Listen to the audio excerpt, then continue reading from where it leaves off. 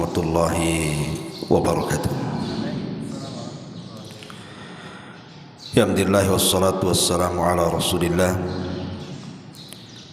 wa ala alihi wa sahbihi wa mawalah wa la hawla wa la quwata illa billahi wa ba'du.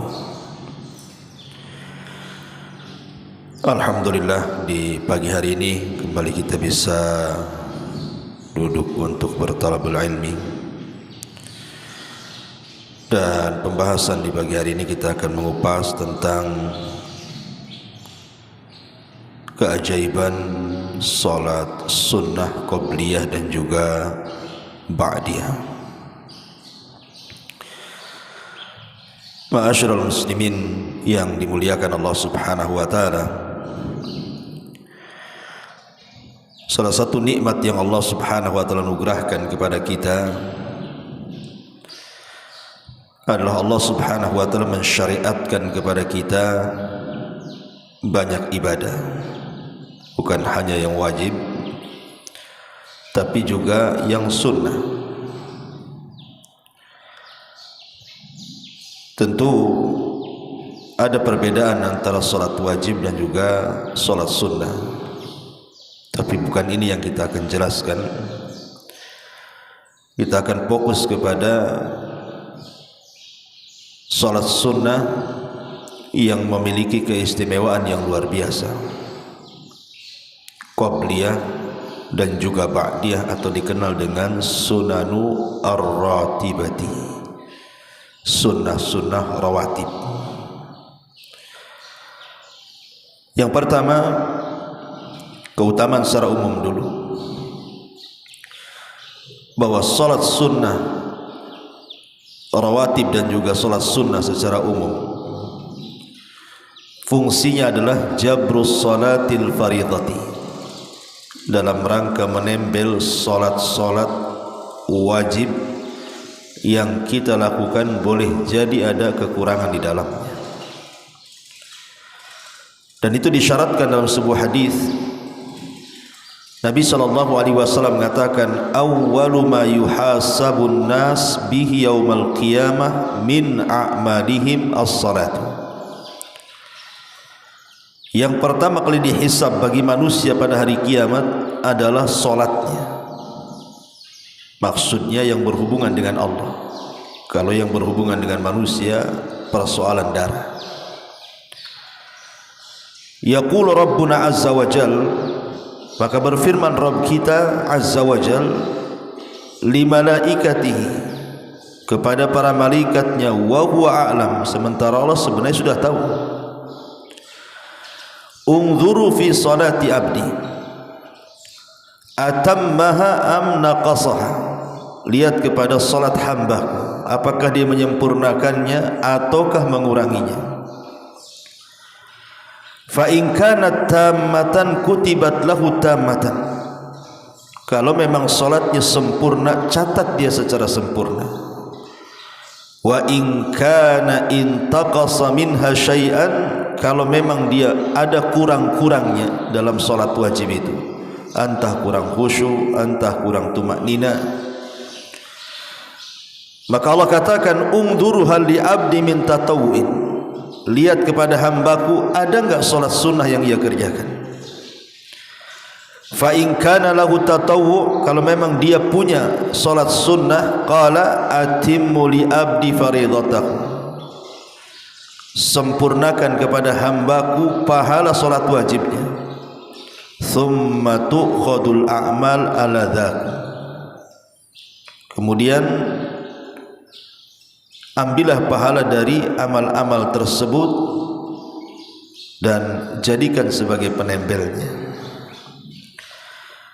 Dari sini kita tahu bahwa di antara fungsi salat sunnah, terutama rawatib, itu bisa menembel kewajiban salat-salat yang wajib yang kita kurang melakukannya. Yang namanya salat itu mesti ada kurangnya, tidak mungkin tidak ada kurangnya.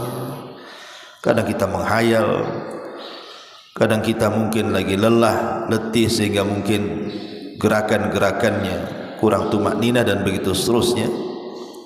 Karena ada waktu-waktu manusia semangat, solatnya mantap, tapi ada juga waktu-waktu malas sehingga solatnya terkesan asal-asalan, maka solat sunnah itu sebagai penembel kekurangan solat wajib. Ini satu. Yang kedua, solat sunnah itu juga fungsinya adalah raf'u darajatin fil jannah, bisa mengangkat derajat kita di surga. Di zaman Nabi SAW ada seorang sahabat namanya Thauban. Thauban ini pembantu Nabi SAW. Kata Thauban maula Nabi SAW, dia menceritakan sabda Nabi SAW, "Alaika bi kathratis sujud, fa innaka la tasjudu lillahi sajdatan illa rafa'aka Allahu biha darajah wa khutta anka biha khati'ah." Kata Nabi SAW, perbanyaklah kalian sujud, karena tidaklah seseorang melakukan sujud karena Allah sekali sujud saja, maka Allah akan mengangkat derajatnya dan Allah akan hapuskan dengannya kesalahan-kesalahannya. Artinya ketika kita memperbanyak solat sunnah, hakikatnya memperbanyak sujud, karena di dalam solat itu mesti ada sujudnya, dan setiap rakaat pasti ada sujudnya. Bahkan gerakan sujud itu terbanyak karena 2 kali sujud. Dan disitulah doa kita dengan Allah sangat mustajab, karena kedekatan seorang hamba saat solat dengan Allah itu di waktu sujudnya. Ini yang kedua. Kemudian yang ketiga, diharamkan jasadnya dari api neraka. Tahrimul jasadi 'alan nar. Dan itu berdasarkan hadis Abi Dawud. Nabi SAW mengatakan, "Man hafadha ala 4 raka'atin qabla zuhri wa 4 ba'daha hurima 'alan nar." Barang siapa yang menjaga 4 rakaat sebelum zuhur atau 4 rakaat setelah zuhur, maka diharamkan padanya api neraka. Hadis ini disahihkan oleh Syekh Nasiruddin Al-Albani rahimahullahu taala. Dari sini ada faedah bahwa solat-solat sunnah itu bisa menjaga kita, dan Allah haramkan jasad kita tersentuh api neraka. Kemudian juga yang nomor 4, bana lahu baitun fil jannah. Bunya lahu baitun fil jannah, akan dibangunkan padanya rumah di surga. Dan itu berdasarkan hadis Aisyah radhiyallahu anha. Nabi SAW mengatakan, "Man thabara ala thintai asyrata rak'atan minas sunnati banallahu lahu baitan fil jannah." Kata Nabi SAW, barang siapa yang menjaga 12 rakaat dari solat sunnah, Allah akan bangunkan baginya satu istana di surga. Luar biasa gitu ya. Artinya kalau setiap hari kita jaga 12 rakaat ini, berarti setiap hari akan dibangunkan istana di surga. Inilah keajaiban solat sunnah. Ini yang keempat. Kemudian yang kelima, bahwa solat sunnah itu sabil li hubbillahi azza wa jalla. Salah satu jalan menanamkan kecintaan Allah kepada kita. Kalau kita mencintai Allah, belum tentu Allah cinta dengan kita. Tapi kalau Allah yang mencintai kita, sudah barang tentu. Dalam sebuah hadis dari Abi Hurairah radhiyallahu anhu, Nabi SAW bersabda, Allah berfirman, "Man 'ada li waliyan faqad adzantuhu bil harbi." Siapa yang memusuhi wali-waliku, kata Rasul, kata Allah, barang siapa yang memusuhi wali-waliku, kata Allah, maka dia telah mengiklankan perang denganku. Wa ma taqarraba ilayya 'abdi bi syai'in ahab ilayya mimma aftaradtuhu alaihi. Tidak ada hal yang bisa mendekatkan kepadaku yang lebih aku sukai dibandingkan seorang hamba melaksanakan kewajibannya. Wa ma yazalu 'abdi, di sini syahidnya, wa ma yazalu 'abdi yataqarrabu ilayya bin nawafil hatta uhibbahu. Ketika seorang hamba memperbanyak solat-solat sunnah, di luar solat wajib, maka Allah akan semakin cinta dengan hamba itu. Fa idza ahbabtuhu, kalau aku sudah cinta dengan hamba itu, kata Allah, kuntu sam'ahu alladhi yasma'u bi, wa basarahu alladhi yubsiru bi, wa yadahu allati yabtishu biha, wa rijlahu allati yamshi biha, wa la in sa'alani la u'tiyanna, wa la in ista'adhani la u'idhanna. Kata Nabi sallallahu alaihi wasallam, maka Allah akan menjadi pendengaran yang ia mendengar dengannya, Allah akan menjadi penglihatannya yang ia melihat dengannya, Allah akan jadi tangan yang ia bergerak dengannya, dan Allah akan menjadi kaki yang ia melangkah dengannya. Dan apabila hambaku bertanya, pasti ku kasih, dan apabila hambaku meminta perlindungan kepadaku, pasti ku lindungi. Lihat bagaimana yang kelima ini, bahwa perbanyak solat sunnah terutama rawatib bisa menjadikan kecintaan Allah tertanam kepada kita.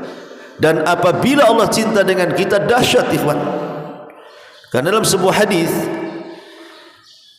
Allah subhanahu wa ta'ala kalau cinta dengan seorang hamba, yang pertama kali diberitahu siapa? Jibril. Nadahu Jibril. Kemudian Allah mengatakan, ya Jibril, inni uhibbu fulanan fa ahibba. Jibril, aku suka dengan si fulan, kau harus cinta juga. Maka Jibril mengatakan kepada seluruh malaikat di langit dan di bumi, ya malaikat Allah, innallaha ahabba fulanan fa ahibbuhu. Wahai malaikat-malaikat Allah, dimanapun kau berada, Allah suka dengan si fulan, kalian harus suka juga. Bayangkan Allah memaksa Jibril untuk suka kepada orang yang ia cintai. Jibril memaksa seluruh malaikat untuk ikut cinta lagi. Berarti kalau orang sudah dicintai Allah itu, malaikat dimanapun mereka berada dipastikan cinta dengan orang yang dicintai Allah. Dan kalau itu yang terjadi, Allah tanamkan kecintaan kepada seluruh makhluk bumi kepada orang ini. Ini yang kelima. Yang keenam, khairun minad dunya wa ma fiha, bahwa salat sunnah itu lebih baik dibandingkan dunia dan isinya. Ketika Nabi SAW bicara soal salat 2 rakaat fajar, apa kata Rasul? Rakaatul fajri khairun minad dunya wa ma fiha. 2 rakaat fajar itu lebih baik daripada dunia dan isinya. Antum punya 1 hektar di Beliung saja dah senang, ya. Apalagi 1 dunia pula milik kita, sertifikatnya atas nama kita. Siapa yang tidak senang? Tapi 2 rakaat fajar lebih baik dibandingkan itu semua. Dan yang terakhir, bahwa salat sunnah adalah bentuk munajatullahi azza wa jalla. Kita sedang bermunajat, berdialog, berhadapan dengan Allah subhanahu wa ta'ala. Ada seorang anak kecil di zaman Rasul, namanya Rabi'ah ibn Ka'ab al-Asrami. Anak kecil belum balik. Rabi'ah ibn Ka'ab al-Aslami ini suka menolong Rasul tengah malam. Jadi jarang tidur, dia tidur sebentar, karena khawatir Rasul bangun tengah malam butuh air wudu, menyiapkan siwak, menyiapkan sendal gitu ya. Jadi anak ini tidurnya itu dekat-dekat dengan Nabi aja. Jadi satu hari Rasulullah SAW melihat anak ini baik karena selalu membantu Rasul terutama di malam hari. Maka Rasul ingin membalas jasa Rabi'ah ibn Ka'ab al-Aslami ini. Kata Rasulullah, wahai Rabi'ah, mintalah sesuatu, salni, mintalah kepadaku sesuatu, u'tiku, aku akan kasih. Tetapi Rabi'ah diam sampai dia mengatakan, as'aluka murafaqataka fil jannah, aku hanya meminta kepadamu ya Rabb, jadikan aku temanmu di surga. Anak kecil ngomong begitu, kawan. Kalau anak kecil zaman sekarang kau minta apa? Samsung gitu ya, iPhone, iPad. Tapi anak kecil di zaman itu minta surga pula. Tidak cukup minta surga, minta jadi teman Nabi pula di surga. Tapi Rasul tidak menolak. Tapi Rasul mensyaratkan, kalau begitu ya Rabi'ah, a'inni ala nafsika bi kathratis sujud. Kalau begitu, tolong bantu aku untuk supaya engkau mendapatkannya, perbanyak sujud, perbanyak salat sunnah. Lihat bagaimana Nabi SAW menganjurkan kepada Rabi'ah ibn Ka'b al-Aslami suruh banyak-banyak solat, karena solat adalah munajat. Permintaan apapun kita dengan Allah kalau kita panjatkan saat solat itu mustajab, terutama saat sujud. Tapi sekali lagi jangan dihususkan sujud. Kadang ada orang yang melambatkan sujud terakhir, sementara sujud awal-awal main cepat saja. Alasannya apa? Karena sujud terakhir itu untuk doa, tidak ada contohnya. Kalau mau lama semuanya lamakan. Mulai rakaat pertama ada sujudnya, lamakan di situ juga. Rakaat kedua juga sama. Tidak boleh mengkhususkan doa sujud itu di akhir sujud. Ya. Jadi semua sujud kalau bisa kita doa di situ. Enggak masalah diulang-ulang. Rasul itu kalau minta sesuatu kepada Allah 3 kali dia mintanya.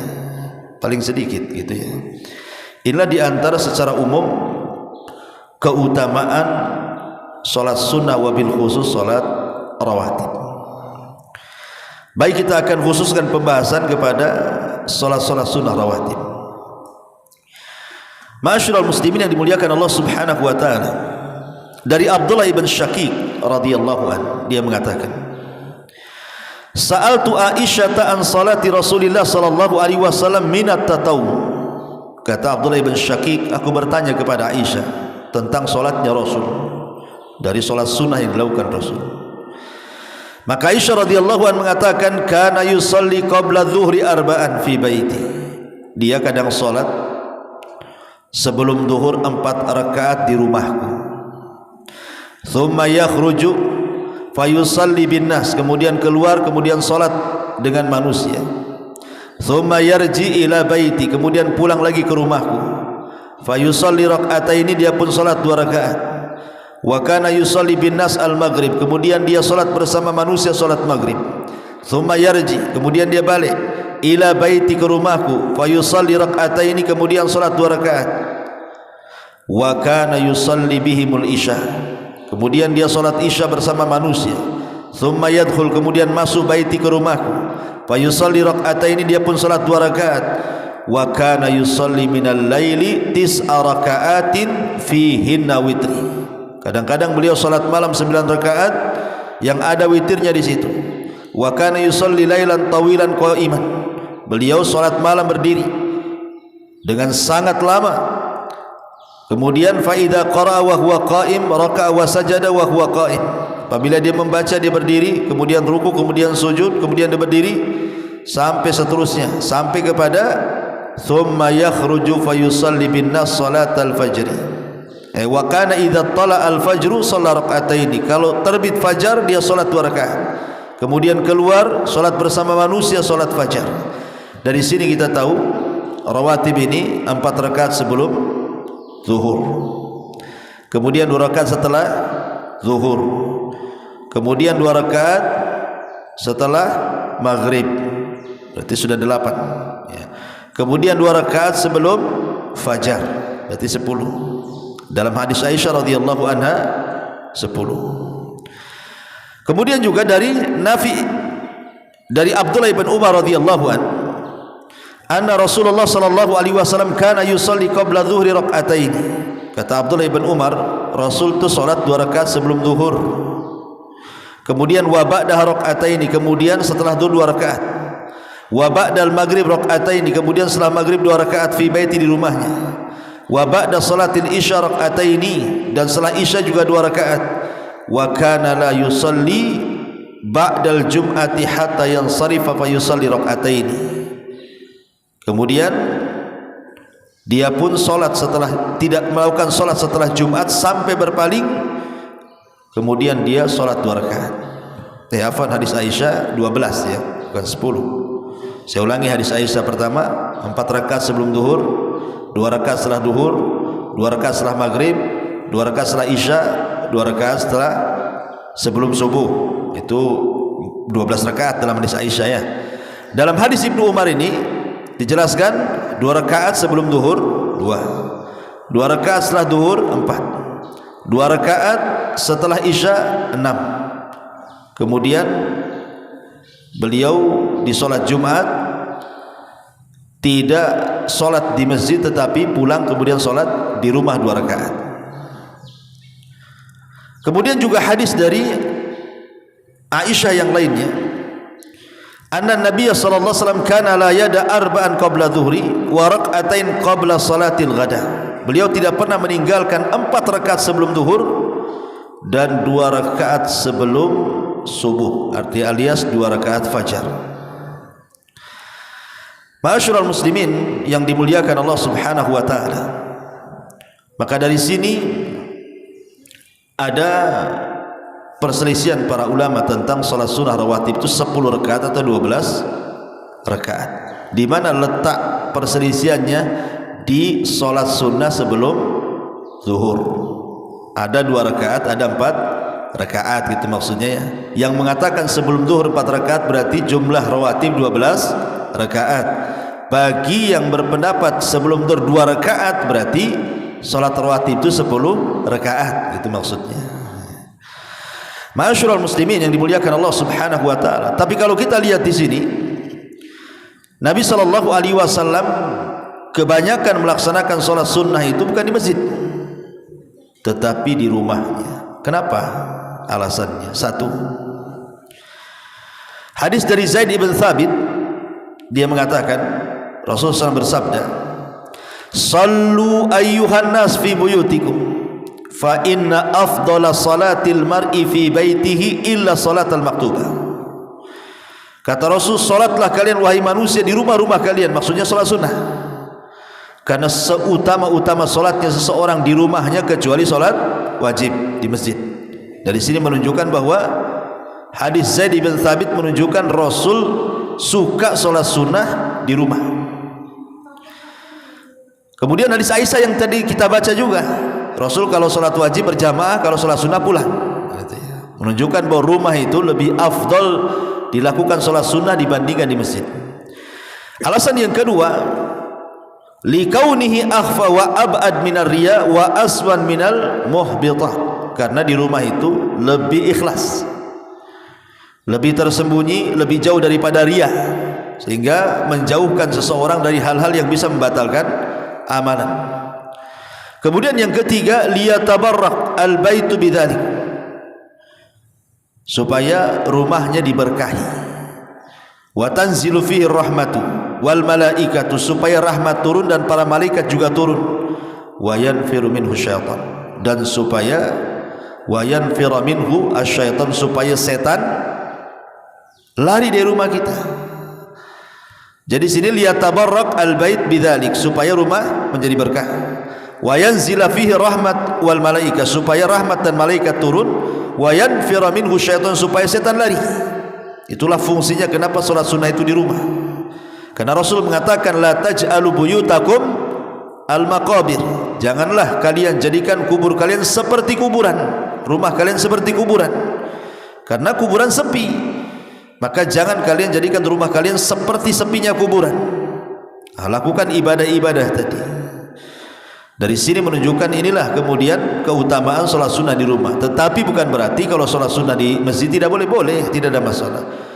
Karena terkadang orang itu kalau pulang ke rumah malas. Kalau itu yang menjadi pendorongnya, ya sebaiknya salat sunnah di masjid lah. Karena kalau sudah pulang ke rumah itu kan sibuk dengan anak, sibuk dengan istri, sibuk dengan tamu, sibuk dengan macam-macam kan itu. Ma'asyiral muslimin yang dimuliakan Allah Azza wa Jalla.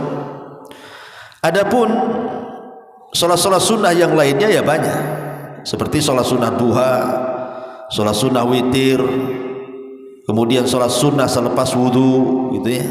Kemudian salat nawafil seperti 2 rakaat sebelum maghrib, itu kan salat sunnah nafilah namanya, bukan rawatib, bukan qabliyah. Karena Rasulullah mengatakan apa? Liman sya'ah, bagi yang mau. Jadi khusus salat sunnah sebelum maghrib, Rasul mengatakan di ujung hadis itu liman sya'ah, bagi yang mau melakukannya silahkan. Artinya kalaupun tidak melakukannya tidak ada masalah. Tetapi kalau kita melihat seagung-agungnya salat sunnah malam hari adalah witir, tetapi seagung-agungnya salat sunnah di siang hari duha. Jadi ada keagungan tersendiri gitu ya. Kalau duha salat sunnah terbaik di siang hari, kalau witir salat sunnah terbaik di malam hari. Dan witir boleh dilakukan setelah isya langsung ya. Tapi kalau seandainya dia mau menunggu sampai sepertiga malam lebih afdal kalau bisa bangun. Kalau tidak bisa bangun maka sebaiknya lakukan sebelum tidur gitu ya, setelah Isya. Karena tidak semua kita bisa bangun di sepertiga malam. Ma'asyiral muslimin yang dimuliakan Allah Azza wa Jalla, intinya bahwa salat sunnah ini punya keistimewaan khusus. Bahkan di sorga sendiri, salat sunnah ini terutama qiyamul lail, Allah Subhanahu wa taala akan sediakan satu kamar di atas istana. Jadi istana itu tinggi, nanti paling atasnya istana itu ada kamar kaca. Yang kata Nabi SAW, yura zahiruha batinuha wa batinuha zahiruha. Jadi orang luar nampak ke dalam, dari dalam pula nampak keluar. Mungkin saya bahasakan rumah kaca kan, nampak gitu. Kemudian para sahabat bertanya, Rasul, itu kamar dari kaca yang indah itu apa untuk para nabi? Kata Rasul, bukan, siapapun bisa, asal kata Rasul lakukan beberapa perkara. Pertama, liman atabal kalam, kalau dia tutur katanya baik. Wa at'amat ta'am, dan suka memberi makan fakir miskin. Wa bata qa'iman wan nasu niyam, dan dia melaksanakan salat sunnah di malam hari sementara manusia sedang tertidur. Itulah dapat rumah kaca di atas istana. Dan manusia itu tabiatnya pengen tinggi, makanya banyak rumah di tingkat itu supaya lihat view-nya kan itu. Ya kalau di perumahan view-nya genteng orang lah kan. Kalau di gunung ya bagus ya view-nya ya, pemandangan. Kalau di sini di tingkat genteng-genteng orang, seng semua itu pemandangannya ya. Tapi intinya memang tabiat manusia ingin tinggi. Dan Rasul juga mengatakan, alaikum biqiyamil laili fa innahu da'us salihin qablakum qurbatan ila rabbikum mukaffiratan lis-sayyiati wa munhat anil itsmi. Salat malamlah kalian, karena itu termasuk kebiasaan orang saleh sebelum kalian, bisa mendekatkan kepada Rabb kalian, menghapuskan kesalahan kalian, dan bisa menggugurkan semua dosa-dosa kalian. Inilah diantara keajaiban dan keistimewaan salat rawatib, qabliyah dan juga ba'diyah. Ma'asyiral muslimin wal muslimat rahimani wa rahimakumullah. Ada sebuah hadis dari Ummu Habibah, istri Nabi SAW. Dia mendengar Rasul bersabda, ma min abdin muslim yusalli lillahi kulla yawmin thintai asyrata rak'atan tatawuan ghaira faridah. Tidaklah seorang hamba muslim salat karena Allah dalam satu hari itu 12 rakaat, salat sunnah bukan wajib, illa banallahu lahu baitan fil jannah, kecuali Allah akan bangunkan rumah di sorga. Au illa bunya lahu baitun fil jannah, atau akan dibangunkan baginya istana di sorga. Qala Habibah, apa kata Habibah? Maka setelah itu aku tidak pernah meninggalkan solat 12 rakaat ini. Setelah mendengar hadis ini dari Nabi, dia tidak pernah meninggalkannya. Kenapa? Karena ingin mendapatkan rumah di surga. Kemudian juga dalam riwayat yang lain dari Aisyah radhiyallahu anha, dalam riwayat Ummu Habibah yang lainnya, man shalla fi yaumin wa lailatin thintai asyrata rak'atan bunya lahu baitun fil jannah. Barang siapa yang salat dalam satu hari satu malam itu 12 rakaat, maka akan dibangunkan istana di surga. Kemudian beliau rinci, arba'an qabla zuhri, 4 rakaat sebelum zuhur, wa rak'atain ba'daha, 2 rakaat setelah zuhur, wa rak'ataini ba'dal maghrib, kemudian 2 rakaat setelah maghrib, wa rak'ataini ba'dal isya, kemudian 2 rakaat setelah isya, wa rak'ataini qabla salatil fajri, dan 2 rakaat sebelum salat fajar. Ini yang berpendapat salat rawatib 12 rakaat gitu ya. Tapi kalau yang mengatakan 10 rakaat berarti menjadikan sebelum zuhur 2 rakaat, gitu saja ya. Tetapi ikhwatu fillah muliakan Allah Azza wa Jalla, sebagai catatan saja bahwa Rasul melaksanakan rawatib itu ketika mukim saja. Kalau safar Rasul tidak pernah melakukannya. Ingat, salat rawatib itu dilakukan saat mukim. Antum di sini, kalau antum safar ke kampung kemana, Rasul tidak pernah melakukan salat rawatib ketika kondisi safar, kecuali 2 rakaat sebelum fajar. Itu yang didawamkan Rasul, baik ketika mukim ataupun ketika safar. Kenapa? Karena li'idhami ajr, karena besarnya pahala 2 rakaat fajar itu. Makanya Rasul tidak pernah meninggalkan. Tapi rawatib yang lain Rasul tidak pernah melakukan ketika safar. Jadi ketika safar itu sholat-sholat sunnah saja yang dilakukan, duha, witir, sholat malam, sholat sunnah wudu, tahiyatul masjid, itu tidak masalah. Tapi khusus rawatib Rasul tidak melakukan ketika safar kecuali 2 rakaat subuh ya. Ini diantara faedah yang disebutkan oleh para ulama. Wallahu a'lam bishawab. Subhanaka bihamdika asyhadu an la ilaha illa anta astaghfiruka wa atubu ilaik. Allahu ta'ala. Assalamualaikum warahmatullahi wabarakatuh.